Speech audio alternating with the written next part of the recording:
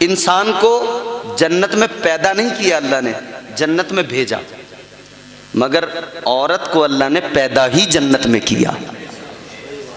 اب بات آئی ہے تو ضمناً میں یہ بھی ایک بات آپ کے ذہن میں ڈال دوں، انسان کو پیدا کیا کہیں اور، مگر عورت کو پیدا کیا گیا جنت میں۔ آؤ سنو، اللہ تبارک و تعالیٰ پروردگار عالم خالق ارض و سما نے حضرت آدم کو کہیں اور پیدا کیا، اور پیدا کرنے کے بعد میں جنت میں بھیج دیا، مگر آدم کا دل جنت میں نہیں لگا۔ اللہ نے حضرت آدم کی کیفیت کو دیکھا، حضرت آدم کی حالت کو دیکھا، تو اللہ نے آپ کی بائیں پسلی سے عورت کو پیدا کیا، جنت کے اندر پیدا کیا۔ اب مفسرین اکرام بیان فرماتے ہیں اللہ تبارک و تعالیٰ نے انسان کو، مرد کو کہیں اور پیدا کیا، عورت کو جنت میں پیدا کیا۔ وجہ کیا ہے؟ ریزن کیا ہے؟ سبب کیا ہے؟ اللہ نے عورت کو جنت میں کیوں پیدا کیا؟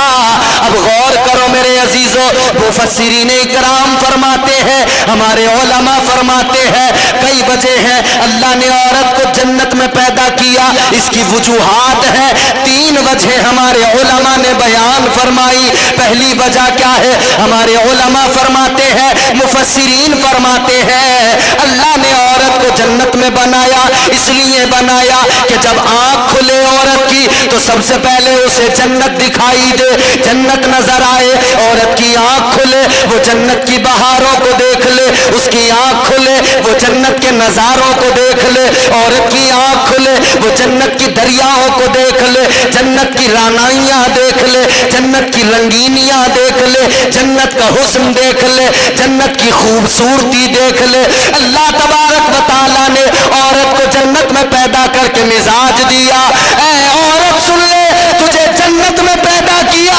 آنکھ تیری کھلی، جنت کو دکھایا گیا، اس لیے کہ اب جنت میں پیدا کر کے جنت دکھائی جا رہی ہے۔ جب تجھے زمین پہ بھیجا جائے گا وہاں تیرا ایک گھر ہوگا، یاد رکھنا آج جنت کو دیکھ لے، زمین پہ جانا تو اپنے گھر کو جنت کا نمونہ بنا دینا۔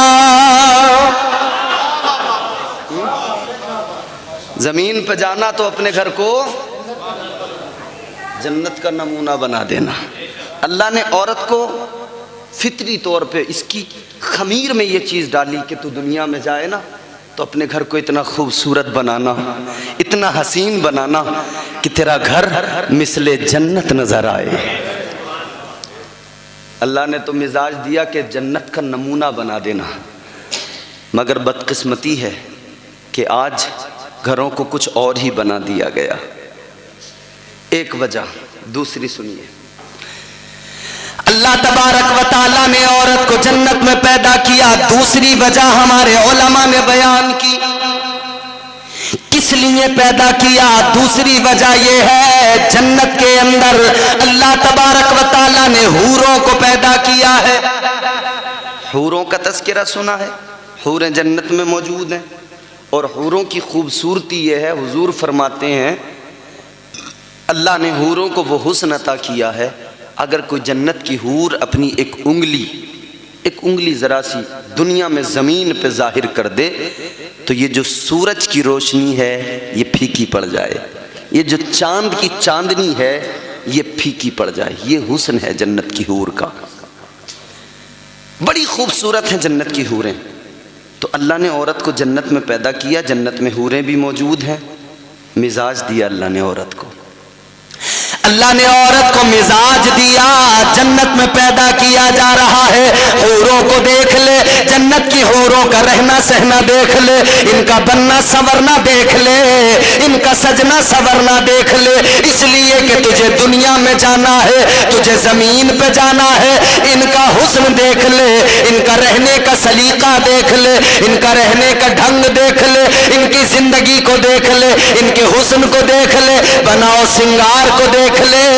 جب تو دنیا میں جائے گی تجھے کسی کے نکاح میں رکھا جائے گا، جب تو اس کے سامنے جانا تو اپنے شوہر کے سامنے اسی طرح خوبصورت بن کے جانا، بن سنور کے تیار ہو کے جانا، تاکہ تیرا شوہر دیکھے تو اس کی آنکھیں ٹھنڈی ہو جائیں۔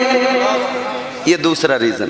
تو اللہ نے مرد کو پیدا کیا کہیں اور عورت کو پیدا کیا جنت میں. الغرض میں اپنی بات کی طرف وہیں آپ کو لے کے چلتا ہوں. اللہ نے پیدا کیا تو اعلان کیا ہے؟ زمین کے لیے. مگر کہاں رکھا؟ جنت میں. کیا وجہ ہے؟ کیوں ڈائریکٹلی اللہ نے زمین پہ نہیں بھیج دیا؟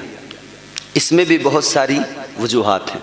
اللہ کے ہر کام میں حکمت ہے، ہر کام میں رب کے حکمت ہے. پروردگار عالم نے جناب حضرت آدم علیہ السلام کو جناب حضرت حوا کو فرما دیا. اللہ کا قرآن کہتا ہے اللہ نے فرما دیا وَقُلْنَا يَا آدَمُ اسْكُنْ أَنْتَ وَزَوْجُكَ الْجَنَّةَ. اللہ نے فرمایا اے آدم اپنی زوجہ کے ساتھ جنت میں رہو، جو چاہو کھاؤ، جو چاہو پیو. وَكُلَا مِنْهَا حَيْثُ شِئْتُمَا وَلَا تَقْرَبَا هَذِهِ الشَّجَرَةَ فَتَكُونَا مِنَ الظَّالِمِينَ.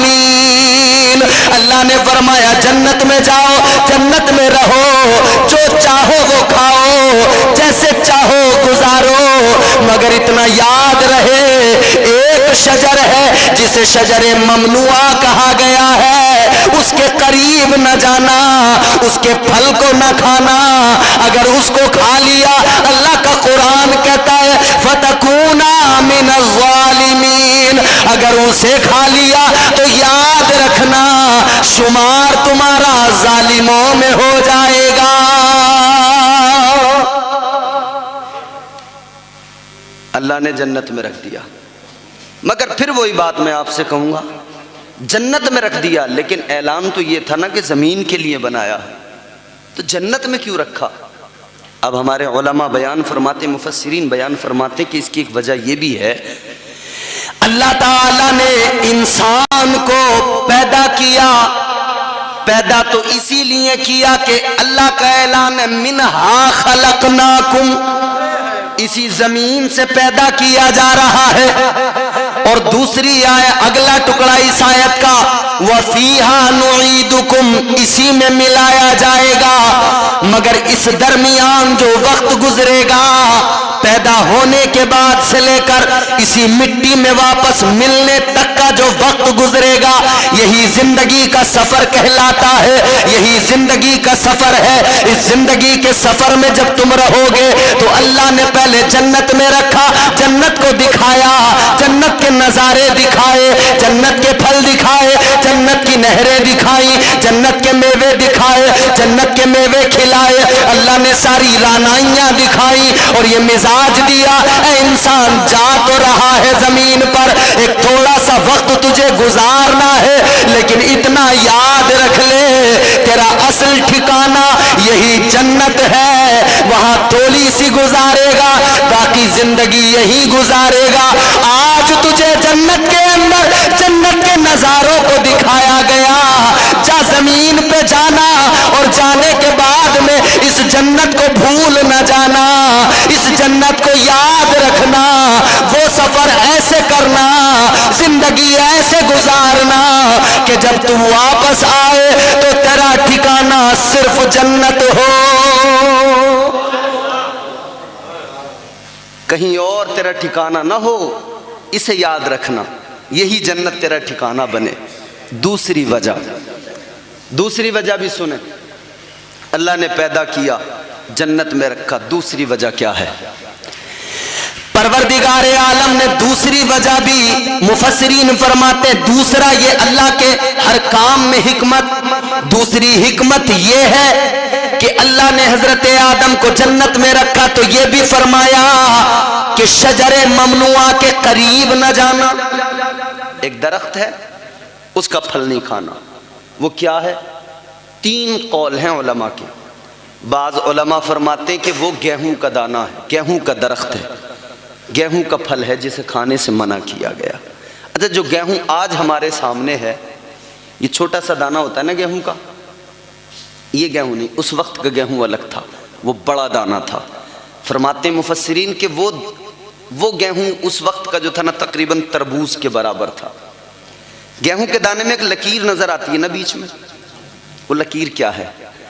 فرمایا گیا کہ جب حضرت حوا نے دانے گندم کھایا اور آدھا حضرت آدم کو کھلایا تو انہوں نے توڑ کے کھایا، وہ بڑا تھا تو توڑ کے آدھا خود نے کھایا، آدھا حضرت آدم کو کھلایا۔ جس دن سے انہوں نے توڑا اسی دن سے گیہوں کے دانے میں لکیر پڑ گئی۔ اللہ تعالیٰ نے حضرت آدم علیہ السلام حضرت حوا کو کہہ دیا اس درخت کے قریب نہ جانا، تو علماء فرماتے ہیں کہ یا تو وہ گیہوں کا دانہ، گیہوں کا پھل، یا پھر وہ انگور ہے، یا پھر وہ انجیر ہے۔ بہرحال اللہ نے منع کر دیا اس کے قریب نہ جانا، لیکن شیطان ازلی دشمن ہے، شیطان انسان کا ازلی دشمن ہے۔ اللہ تعالیٰ نے قرآن مجید میں فرمایا یا ایھا الذین آمنوا لا تتبعوا خطوات الشیطان انہ لکم عدو مبین۔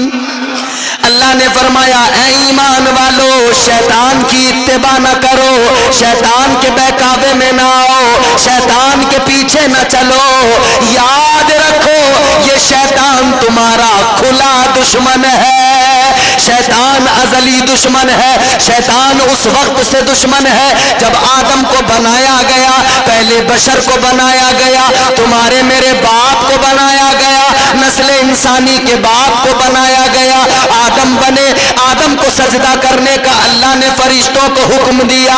اللہ نے فرمایا وَإِذْ قُلْنَا لِلْمَلَائِكَةِ اسْجُدُوا لِآدَمَ فَسَجَدُوا إِلَّا إِبْلِيسَ، اللہ نے فرشتوں کو حکم دیا آدم کو سجدہ کرو، سارے فرشتوں نے سجدہ کیا، شیطان نے نہیں کیا، ابلیس نے نہیں کیا۔ اللہ نے لعنت کا توق گلے میں ڈال دیا، مردود بنا دیا، اپنی بارگاہ سے نکال دیا، فرمایا دفع ہو جا۔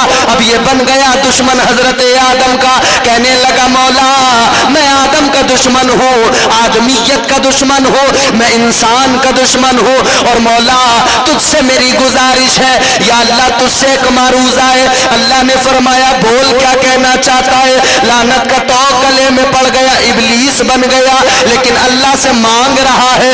اللہ نے فرمایا بول، کہنے لگا مولا میری عمر کو بڑھا دے، میری عمر کو لمبا کر دے۔ اللہ نے فرمایا ٹھیک ہے تیری عمر کو طویل کیا جاتا ہے، کتنی لمبی عمر اللہ نے کر دی۔ اللہ نے فرمایا جا جا شیطان جا، جب قیامت کا پہلا سور پھونکا جائے گا تب تک کی تجھے عمر دی جاتی ہے۔ اللہ نے عمر طویل کر دی۔ اب آگے بڑھو، اللہ کی بارگاہ میں کہنے لگا قال فبعزتک لأغوینہم اجمعین، اللہ کی بارگاہ میں کہنے لگا اے مولا مجھے تیرے عزت و جلال کی قسم ہے جب تک میں زمین پر رہوں گا